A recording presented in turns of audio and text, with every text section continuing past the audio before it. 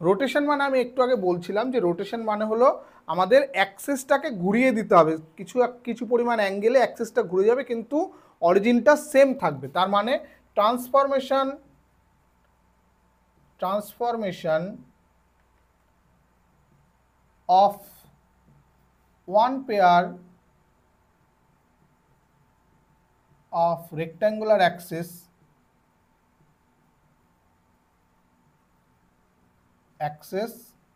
to another pair of axes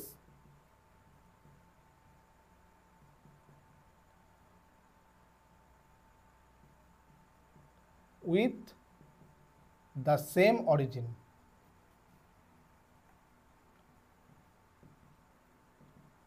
ঠিক আছে, তার মানে কি transformation of one pair of rectangular access to another pair of access with the same origin, অর্থাৎ অরিজিনটা আমাদের সেম থাকছে কিন্তু অ্যাক্সেসের ডিরেকশনগুলো চেঞ্জ হয়ে যাচ্ছে। কীরকমভাবে সেটা আমরা বিস্তারিত জানবো। আমি ভালো করে বলছি যে এই জিনিসটা কিন্তু আমাদের নতুন, খুব ভালো করে দেখবে। ঠিক আছে, আমাদের মনে করো ওল্ড সিস্টেমটা ছিল এরকম,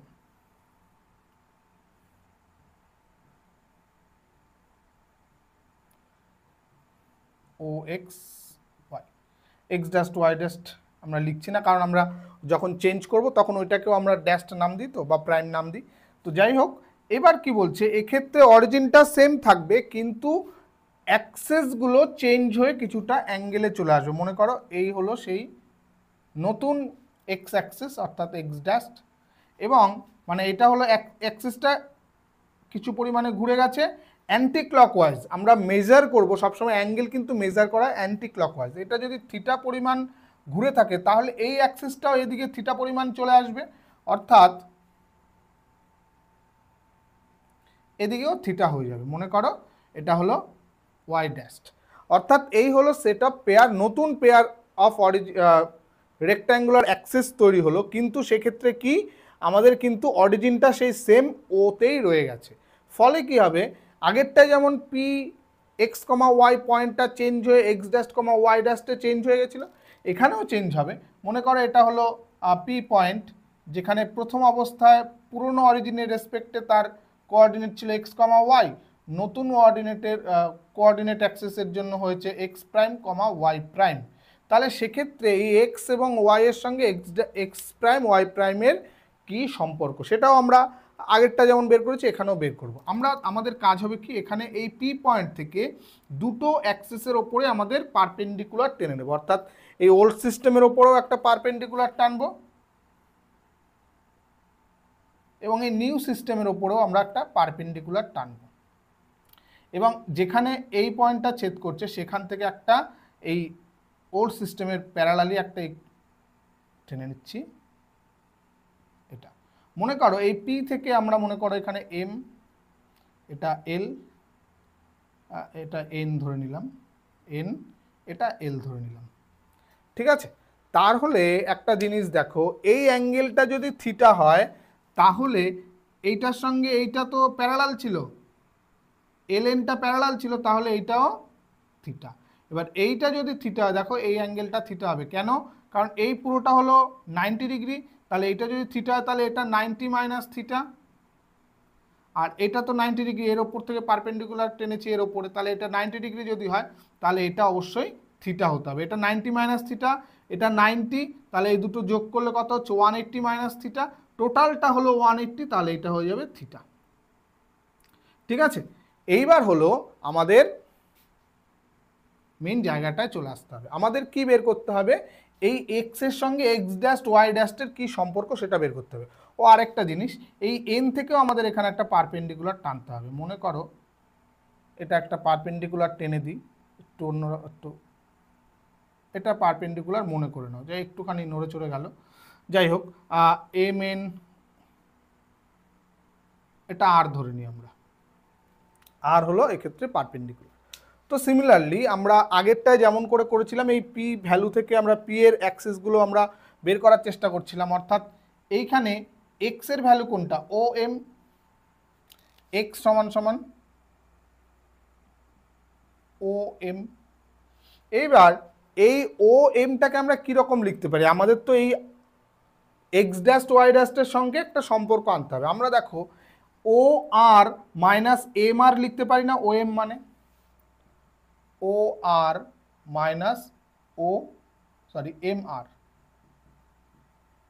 তাই তো? ও আর থেকে যদি এম আর বাদ দিই তাহলে ও এম পড়ে থাকছে। এইবার ও আরটা আমরা পেয়ে যাব, কারণ হলো এই ও আর এর সঙ্গে এই বড় ত্রিভুজটার সম্পর্ক আমরা পেয়ে যাচ্ছি। এম আর এর সঙ্গে দেখো এল এন সমান, তাহলে এটা লিখতে পারি ও আর মাইনাস এল এন।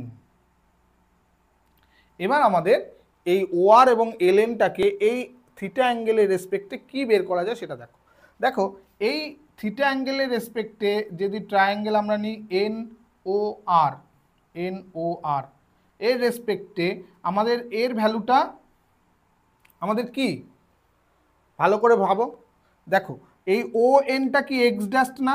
কারণ এটা তো নতুন যেই অ্যাক্সেস পেয়েছি সেটা, সেইখান থেকে এই পি এর দূরত্ব পেয়েছি এইটা ও থেকে এক্স, তাহলে এইটুকু হলো আমাদের এক্স ড্যাশ, এবং ও পি এন এটা হলো ওয়াই ড্যাশ। এটা আমাদের ভাবতে হবে। হ্যাঁ, তাহলে এইটা আমরা জানি, এটাকে রাখবো আমরা নিচে এক্স ড্যাশ অর্থাৎ ও এন বাই আমাদের বের করতে হবে ও আর এর, তাহলে O R by O N equal to কী হয়ে যাচ্ছে? ও আর হলো আমাদের বেস আর এটা হলো অতিভুজ, তাহলে ভূমি বাই অতিভুজ হলো কস থিটা, তাহলে কস থিটা, তাহলে ও আর ইকুয়াল টু আমাদের বেরোচ্ছে ও এন মানে কি x dash cos theta, O R equal to হচ্ছে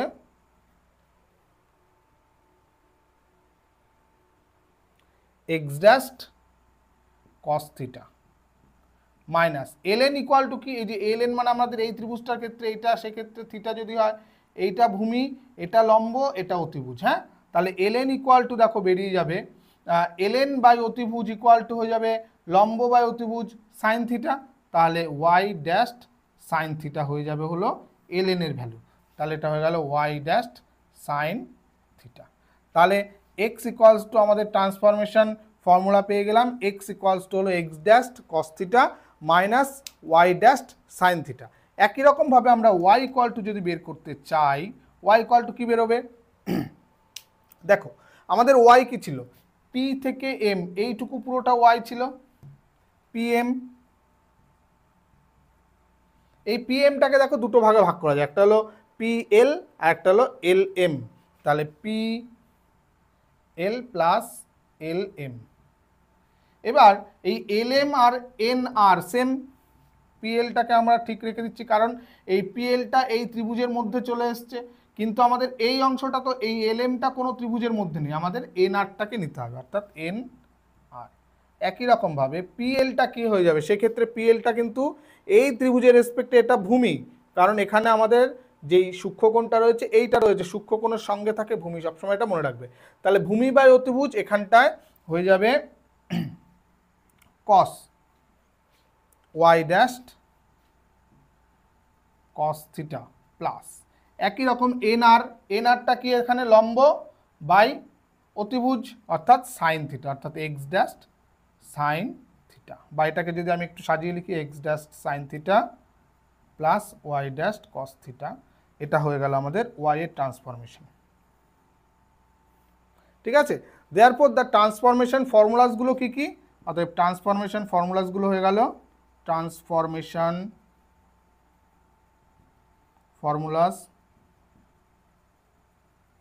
আর এক্স ইকুয়াল টু হয়ে গেল x dash cos theta minus Y dash sine theta, y equal to হলো x dash sine theta plus Y dash cos theta.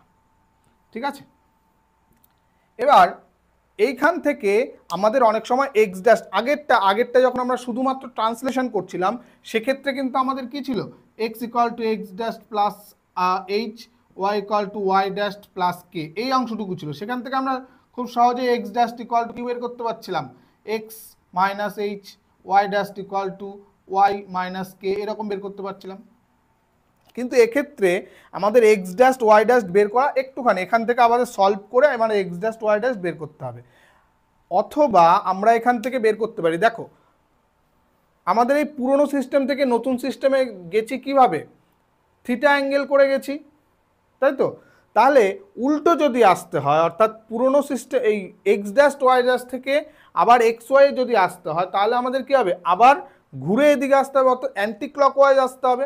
Anti clockwise মানে হলো থিটার জায়গায় minus theta হয়ে যাবে, ঠিক আছে? থিটার জায়গায় মাইনাস থিটা, আর যেখানে আমাদের এক্স ড্যাশ ওয়াই ড্যাশ ছিল আসবে এক্স ওয়াই। তাহলে সেক্ষেত্রে ট্রান্সফরমেশনটা হয়ে যাবে, অর্থাৎ আমরা যদি শুধু এক্স ড্যাশ ওয়াই ড্যাশ বের করতে চাই, এক্স ড্যাশ আর ওয়াই ড্যাশ, সেক্ষেত্রে থিটার জায়গাগুলোতে মাইনাস বসাবো, ফলে কি হবে, এইটা শুধু মাইনাস হবে, এই মাইনাসটা প্লাস হবে, কারণ কসের ক্ষেত্রে তো মাইনাসটা প্লাসই হয়, কিন্তু সাইনের ক্ষেত্রে মাইনাস। এটা হয়ে যাবে x dash cos theta plus Y dash sine theta, আর এইটা শুধু মাইনাস হয়ে যাবে x dash sine theta plus Y dash cos theta. এবার এটাকে মনে রাখার জন্য আরো সহজ একটা পদ্ধতি আছে, সেটা হলো, এটা হলো cos theta sine theta minus sine theta, এটা হলো সাইন থিটা কস থিটা, এটা হলো X Y X dash Y dash.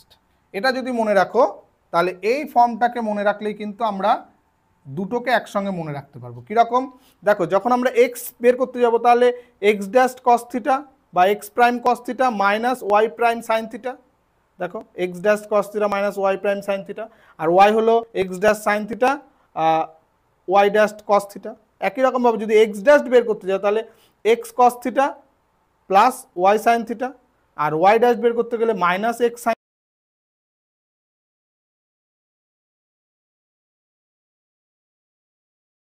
Transformation ফর্মুলাগুলো কিন্তু আমাদের মনে হবে।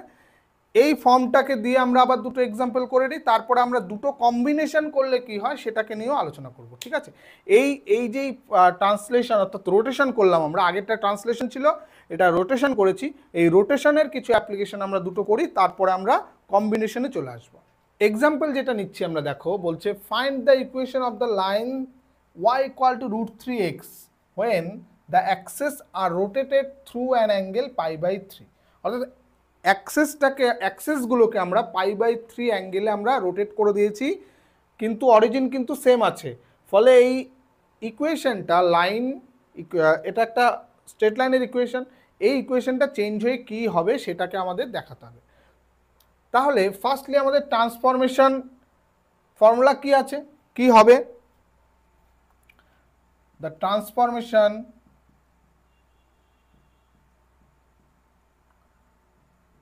formulas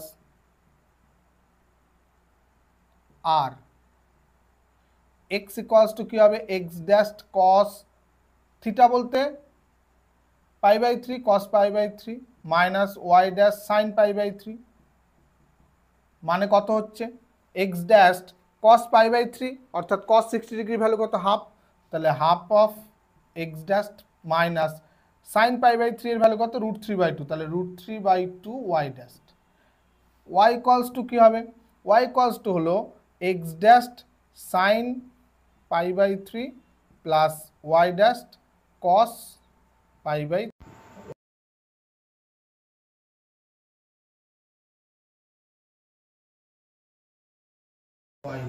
এটা হলো আমাদের ট্রান্সফরমেশন ফর্মুলাসগুলো। তাহলে লাইনটা ট্রান্সফর্মড কি হয়ে যাবে, the line y equal to √3x transformed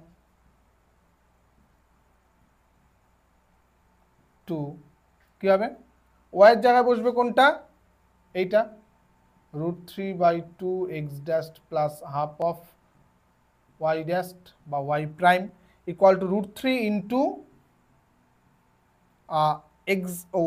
x এর জায়গায় বসবে এইটা half of x dash minus √3/2 y dash। This implies √3/2 x dash plus half of y dash equal to √3 দিয়ে গুণ করে দিলে √3/2 x dash minus √3 আর √3 গুণ করলে 3/2 y prime। তাহলে দুপাশেই আমাদের x প্রাইম গুলো কেটে যাচ্ছে, দেখো দুটোর সাইন সেম, তার মানে কি হচ্ছে, half of y prime plus 3/2 y prime equal to 0. This implies Y prime equal to 0। অর্থাৎ নতুন যে ইকুয়েশনটা বা নতুন যেই লাইনটা হচ্ছে সেটা হলো ওয়াই প্রাইম ইকুয়াল টু 0 বা ওয়াই ইকুয়াল টু 0 আমরা বলতে পারি। ঠিক আছে, নেক্সট আরেকটা আমরা প্রবলেম নিই। নেক্সট যে আরেকটা প্রবলেম আমরা নিচ্ছি, দেখো transform to axis inclined at 30 degree to the original axis the equation x square plus 2√3xy minus y square minus 2 equals to 0। So আমাদের এখানে কি বলছে যে এই ইকুয়েশনটা চেঞ্জ করতে হবে কিভাবে, যেখানে অ্যাক্সিসগুলো 30 ডিগ্রি অ্যাঙ্গেলে ইনক্লাইন্ড হবে অরিজিনাল অ্যাক্সিসের সঙ্গে, ফলে এই ইকুয়েশনটা কীরকমভাবে চেঞ্জ হচ্ছে। The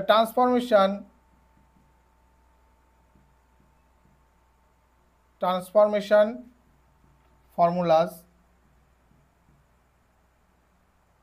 are x equals to x dashed cos 30 degree minus y dashed sin 30 degree, y equal to x dashed sin 30 degree plus y dashed cos 30 degree. This implies x equals to কি হয়ে যাচ্ছে, cos 30 degree value কত, √3/2, তাহলে √3/2 x prime minus half of y prime, y equals to কি হচ্ছে half of x prime plus √3/2 y prime।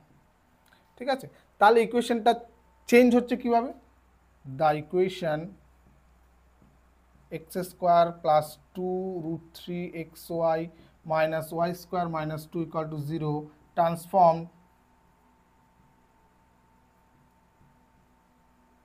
Two কী হবে, x এর বদলে আমরা কি লিখবো, √3/2 x ড্যাশ। এখানে এক কাজ করতে পারি, কোনো সবগুলোর ক্ষেত্রে হাফ করে কমন নিয়ে রাখি, তাহলে আমাদের স্কোয়ারগুলো করতে সুবিধা হবে।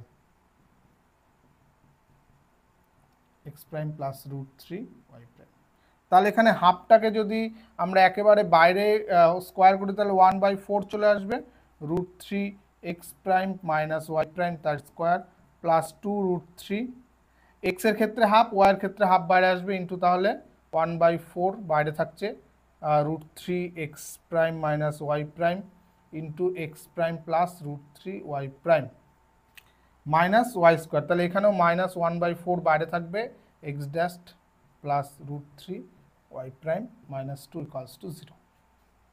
তো এখানে আমাদের কি করতে হবে, সিম্পলিফিকেশন করব।